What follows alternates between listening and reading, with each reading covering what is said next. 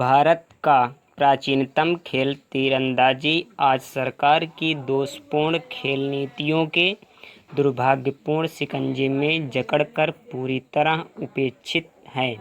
यही एक ऐसा खेल बचा है जिसमें भारत द्वारा अंतर्राष्ट्रीय स्तर पर कुछ कर दिखाने की थोड़ी बहुत उम्मीदें बची हैं।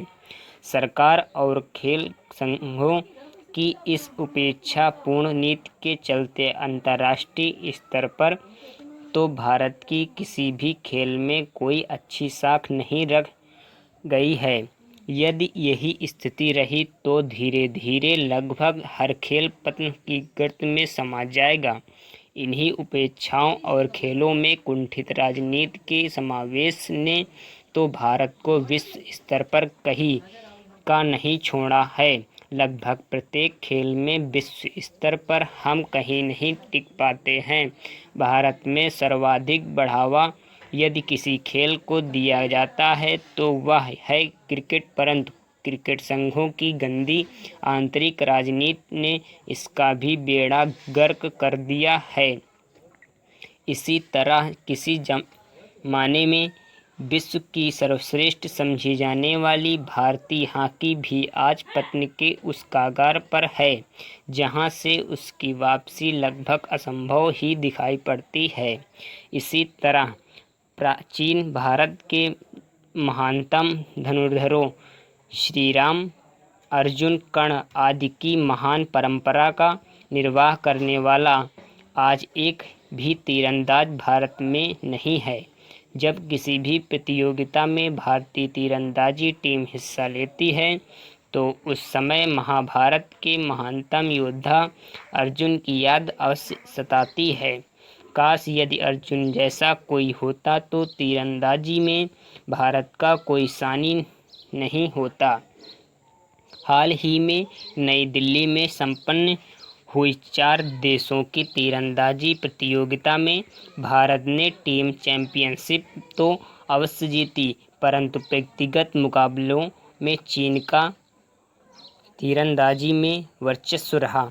किसी भी प्रतियोगिता में टीम चैंपियनशिप से ज़्यादा महत्व व्यक्तिगत स्पर्धाओं का ही होता है। इस प्रतियोगिता में मेजबान भारत सहित भूटान, चीन, यूगोस्लाविया व सिंगापुर ने हिस्सा लिया था। भारत और चीन को छोड़कर अन्य देशों के तीरंदाज प्रभावशाली प्रदर्शन न कर सके। कुछ समय पूर्व तक तीरंदाजी में चीन काफ़ी पिछड़ा हुआ था, परंतु उनके तीरंदाजों ने आशा के विपरीत अच्छा प्रदर्शन करते हुए इस खेल में भी अपना दबदबा कायम कर लिया।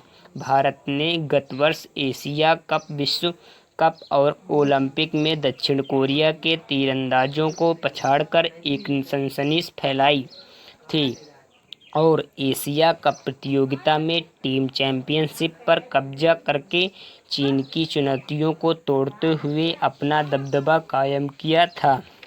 जो भी हो, सफलता और असफलता तो खेलों में एक ही सिक्के के 2 पहलू हैं और जो बेहतर प्रदर्शन करता है सफलता उसी के कदमों को चूमती है।